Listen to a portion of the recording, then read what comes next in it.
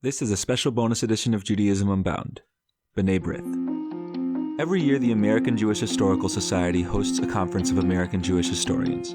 In 2018, this conference took place at the National Museum of American Jewish History in Philadelphia. Dan and I were both thrilled to attend the event, and while we were there, we took the time to speak with a wide variety of scholars about artifacts in the museum exhibition itself. We looked at these artifacts both in their initial historical context and as a map onto contemporary Jewish issues.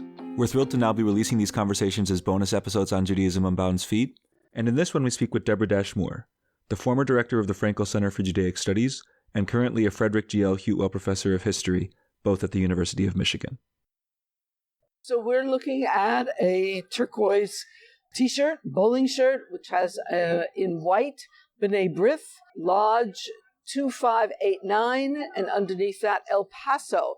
And in between the B'nai B'rith and the Lodge is a menorah, a seven-branched traditional menorah. And the shirt has a white collar, and on the side it has an individual's name, Grodin. So it must have been Grodin's shirt. But it's interesting, it's from 1950, and I wouldn't have even thought that there were Jews in El Paso at that time. Ah, yes, but there were Jews in Texas, and including El Paso. It was a community that had actually gotten started back in the 19th century. When Jews did come to Texas, some of them may have arrived through the Galveston Plan that was in the early decade of the 20th century that drew Jews to land in the United States in the port of Galveston and then put them on trains to various places in the West and Midwest. So that would be another way in which Jews got to El Paso. B'nai B'rith was started in 1843 in New York City in a saloon. It began after the holidays, fall holidays, and a number of men were sitting around. This was Sinsheimer's saloon on what became known as the Lower East Side. It wasn't yet known by that name. They really wanted a place where they didn't have to be torn apart by these arguments over synagogue practice. Many Jews who had arrived had come to cities in the U.S. and joined, when they had a modicum of security, other fraternal organizations, the Masons, the Oddfellows, that were open to Jews. There were occasionally Jews who were turned away from them. So the idea began that there should be a Jewish fraternal organization and that it should be welcoming to all kinds of Jews and that it should provide what fraternalism provided in the United States at that time, which was a form of social security as well as friendship, fellowship, and good connections in terms of business. So the Social Security piece was life insurance and also gradually added on health insurance because there was no such insurance available. The fellowship piece was that as a lodge, it would be open all the time. You could drop in. Synagogues were not open the way they used to be in Europe, and you would always be welcome to come in and meet fellow lodge members. There was the special regalia of lodges. Clothes that you wore, there was a special handshake, there were degrees of membership. They developed a what we might call today a logo, but a sign. They took the name B'nai B'rith, which means Sons of the Covenant, which is another way of saying Jews. And it became enormously successful. The B'nai B'rith did as a movement, and lodges started to develop, spring up around the United States in various cities. And as it grew, they faced interesting questions about who could join. One of the earliest questions was whether it was open to non-Jews as well. And the lodge in New York that became the main lodge decided no. But then they began to have regions, as you know, they had hundreds of members and gradually thousands of members. And it was an organization that was one of the first to be exported from the United States to Europe. In the beginning of the 20th century, B'nai B'rith no longer is needed quite as much for its insurance and medical offerings, and it turns to doing charitable endeavors. It had started this in the 19th century, helping victims of flood and earthquake.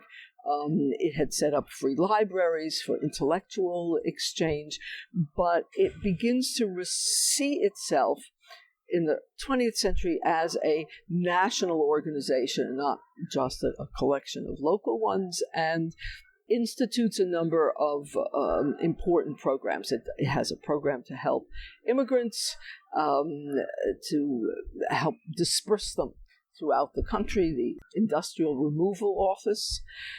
It has a program that begins in 1913 called the Anti-Defamation League to combat prejudice, and the motivation for that is in part the Leo Frank case. So Leo Frank was a member, indeed, the head of his B'nai B'rith Lodge down in Atlanta. It starts in the early 20s, the Hillel organization for college students, because Jewish students are going to colleges around the country and they need a place. It begins a version of B'nai B'rith for children of members. So you have B'nai B'rith Youth organization that gets established. And of course, remember, this is still a fraternal organization. So back in the 19th century, the women asked to be admitted, and they were turned down. So not just non-Jews were rejected, but the women were rejected. So the women organized separately and created their own organization. And in the 20th century, eventually, B'nai B'rith women became part of B'nai B'rith.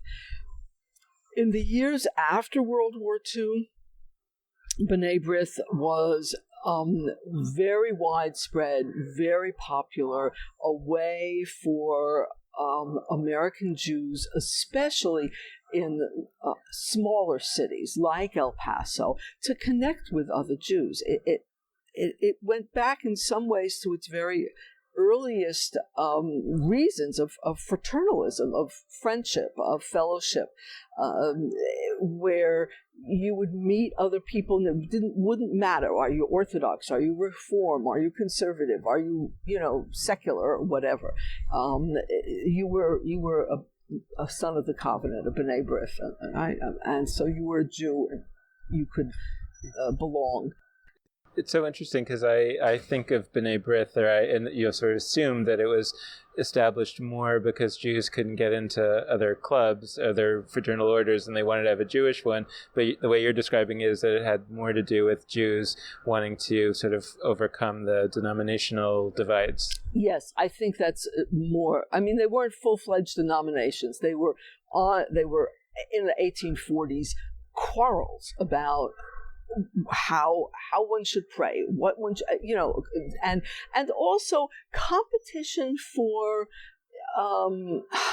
status within a synagogue. You didn't like the way it was being done. I mean, those were the years before rabbis arrived, really. You started your own, a bunch of other guys, you walked off and you set up your own synagogue. So this was really much more a way of overcoming internal Jewish divisions rather than external exclusion. Yeah. It's so interesting in terms of a contemporary resonance because whereas it seems like in this day and age, we may not need some kind of alternative to non-Jewish things that are available because Jews can be admitted to those. We actually could probably use something along these lines today. So what happens to B'nai B'rith in the 80s and 90s is that the heyday of this kind of Jewish fellowship that is in part sustained by exclusion,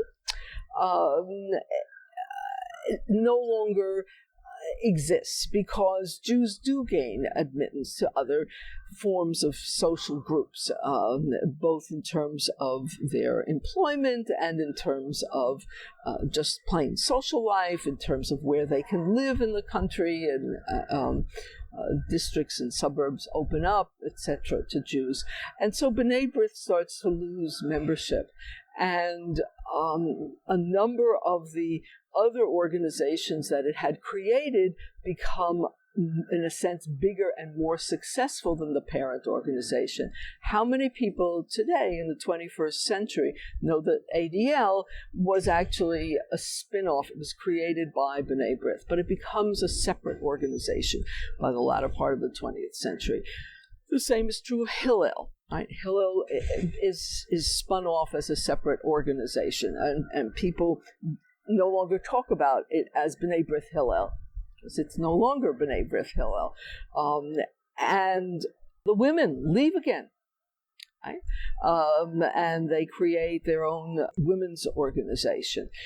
So B'nai B'rith is really a shadow of what it was in terms of membership, and it no longer has the same ability to speak to the needs of Jews spread around the world as it once had.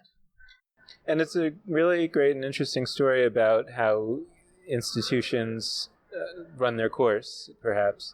And there's so many institutions today that are trying to hold on, and maybe rightly so and maybe not, but it's interesting to reflect on the story of an institution that sort of rose and ran its course in American history, perhaps. Right. I mean, 1843, and, it's been well over 150 years. And it made a significant impact on American Jews and more broadly on Jews in the world. And it's just interesting to reflect that what happens when the original animating legacy of an organization may be needed again, but that organization has sort of gotten to a place where they can't be that fulfilling that need. Right. If B'nai B'rith could figure out how to connect Jews in the age of, internet and Facebook and all of those other electronic modes of connection, it would in fact be able to revitalize itself, because Jews still do seek out other Jews for fellowship, and it's one of the few organizations that recognize that, but it recognized it at a moment in time when the physical contacts of being near each other, relatively speaking, in cities was what counted. Yeah. And then flourished in the suburbs, as the bowling indicates. We hope you've enjoyed listening in to this bonus episode of Judaism Unbound, and we also encourage you to check out all of our other historical bonus conversations by heading to Apple Podcast or Stitcher or Overcast or anywhere else where podcasts are featured. As always, we encourage you to be in touch with us, and you can always hit us up via email at dan@judaismunbound.com or lex@judaismunbound.com with any questions, follow-ups, concerns, comments, whatever you've got. So thanks so much for listening, and with that, this has been Judaism Unbound.